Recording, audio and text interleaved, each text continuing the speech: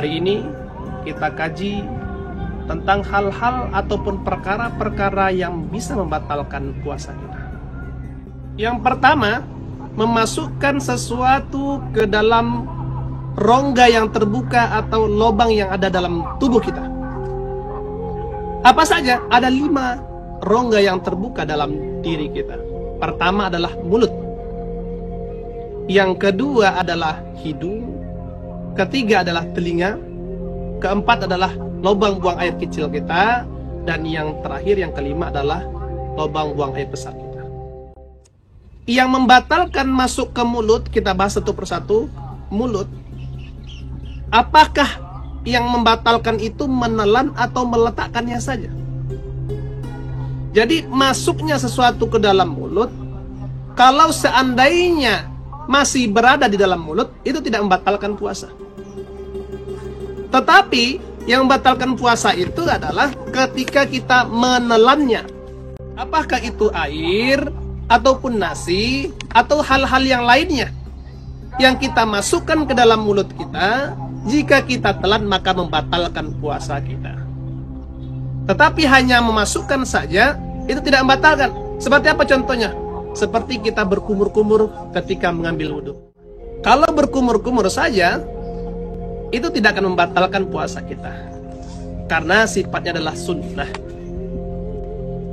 Berbeda dengan kita memasukkan sesuatu, misalkan, ya, perbedaannya, misalkan kita masukkan nasi ke dalam mulut kita, itu tidak membatalkan. Tetapi hukum memasukkan nasi ke dalam mulut kita, itu makruh. Perbedaannya situ. Kalau sunnah itu adalah perintah, kalau makruh itu larangan. Jadi perbedaannya, jika makruh yang kita laksanakan ketika tertelan, itu membatalkan.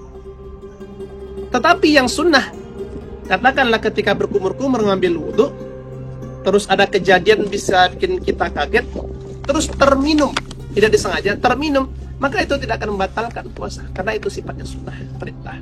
Kedua, lubang hidung. Lubang hidung, memasukkan sesuatu ke dalam lubang hidung, itu ada batasannya, ya, ada batasannya. Jika yang masuk itu, katakanlah air, itu sampai ke pangkal hidung. Ya, pangkal hidung itu kalau kita masukkan air terasa panas, perih. Nah, itu batasan daripada masukkan sesuatu ke dalam lubang hidung. Tapi pertanyaannya, bagaimana dengan jika kita mengupil? Karena banyak aktivitas-aktivitas ini yang kita lakukan. Pertanyaan ini muncul di kalangan masyarakat, apakah mengupil membatalkan puasa? Jika tidak sampai kepada batasan yang disebutkan tadi, sampai ke pangkal hidung, yang sifatnya kalau masuk air itu panas, maka tidak membatalkan. Selagi masih di luar, ataupun tidak sampai kepada pangkal hidung yang panas tersebut.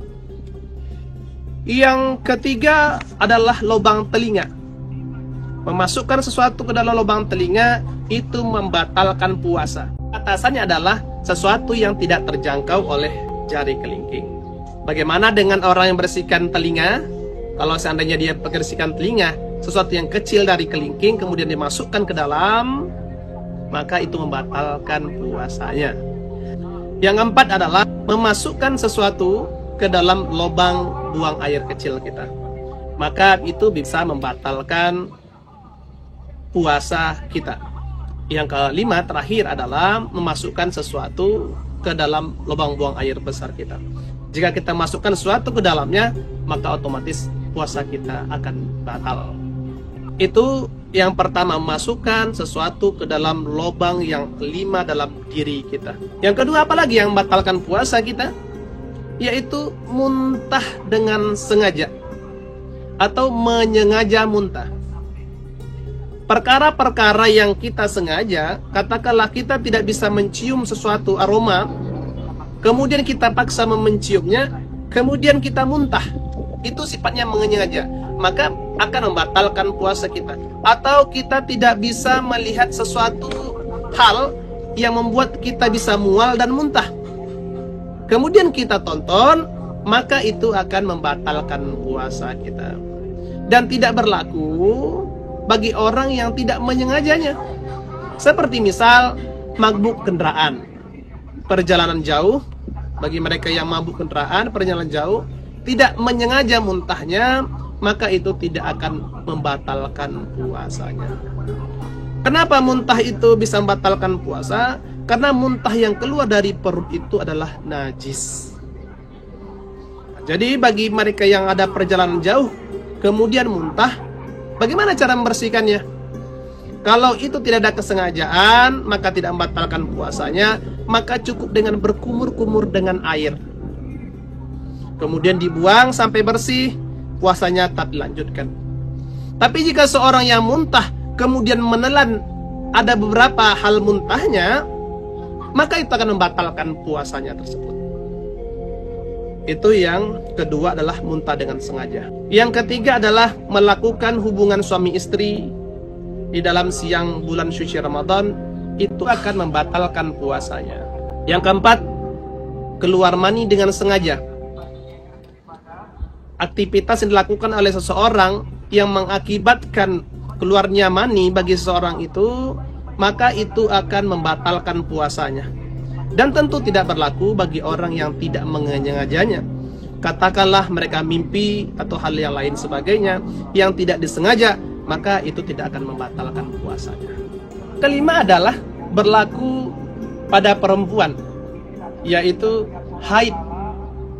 Jika perempuan keluar haid, baik itu di siang hari ataupun sore, ketika mau berbuka, tiba-tiba perempuan itu tersebut keluar haidnya, maka di saat itu puasanya telah batal. Jadi keluarnya haid pada perempuan jam berapa saja di siang hari ataupun sore, maka itu akan membatalkan puasanya. Yang keenam juga berlaku bagi perempuan nifas. Bagi perempuan yang nifas, itu akan membatalkan puasanya. Yang ketujuh juga berlaku bagi perempuan melahirkan. Baik yang dilahirkan itu adalah bayi ataupun bakal bayi. Maksud daripada bakal bayi adalah keguguran. Jadi bagi mereka yang melahirkan bayi ataupun yang keguguran di siang hari ataupun di sore hari ataupun di pagi hari di dalam bulan suci Ramadan, maka itu akan membatalkan puasanya. Yang kedelapan yang membatalkan puasa adalah hilangnya akal. Hilangnya akal ini bisa dalam 3 kategori. Ada orang yang hilang akalnya dengan sebab gila, itu akan membatalkan puasanya. Jika kejadian seorang yang masih normal, kemudian di tengah hari, ataupun di sore hari, ataupun di pagi hari, tiba-tiba dia gila, maka itu akan batal puasanya secara otomatis. Itu hilang akal pertama dengan sebabkan gila. Atau hilang akal kedua dengan sebab pingsan. Dengan sebab pingsan, mulai dari puasanya terbitnya fajar, dia pingsan sampai terbenamnya matahari, berarti sehari penuh. Jika pingsannya itu sehari penuh, maka itu membatalkan puasanya. Walaupun dia menahan dari suatu hal yang membatalkan, tetapi jika dia pingsan dari pagi atau dari terbitnya matahari sampai ke terbenamnya matahari atau waktu berbuka puasa, dia pingsan, itu membatalkan puasanya tersebut. Tapi jika dia pingsannya sebentar saja, itu masih bisa dia teruskan berpuasanya. Hilang akal yang ketiga itu adalah tidur. Jadi orang tidur itu adalah hilang akal. Jika dia tidur, maka itu tidak membatalkan puasanya. Misalkan seseorang tidur pagi, kemudian siangnya bangun, itu tidak akan membatalkan puasanya, walaupun keadaannya hilang akal.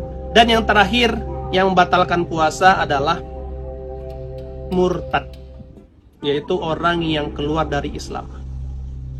Banyak hal yang bisa dilakukan oleh orang yang murtad. Bisa saja dia tidak mengakui Nabi Muhammad SAW sebagai Nabi kita, atau mengatakan Al-Quran itu bukan wahyu Allah Subhanahu Wa Taala, atau melecehkan syariat Islam, sholat tidak mengakui sebagai perintah Allah Subhanahu Wa Taala, atau tidak mengakui puasa adalah kewajiban yang dibebankan bagi umat Islam, atau haji, ataupun tidak mengakui adanya surga dan neraka atau hari kiamat. Bagi orang yang menolak ketentuan Allah Subhanahu wa taala, syariat tadi yang kami sebutkan, itu bisa saja keluar dari agama Islam. Maka jika orang yang melakukan atau mengatakan sesuatu yang tadi kami sebutkan, maka secara otomatis maka batallah puasanya dengan sendiri. Inilah yang kami sampaikan, beberapa hal, 9 hal yang bisa membatalkan puasa kita dalam bulan suci Ramadan ini. Jika kita lakukan 9 tersebut salah satunya, maka kita akan membatalkan puasa. Mudah-mudahan pengajian kita hari ini bisa memberi manfaat kepada kita semua, agar pelaksanaan puasa kita betul-betul dengan ketentuan syariat Islam. Mudah-mudahan amal ibadah kita hari ini diterima oleh Allah Subhanahu wa taala. Wallahu alam bisawab.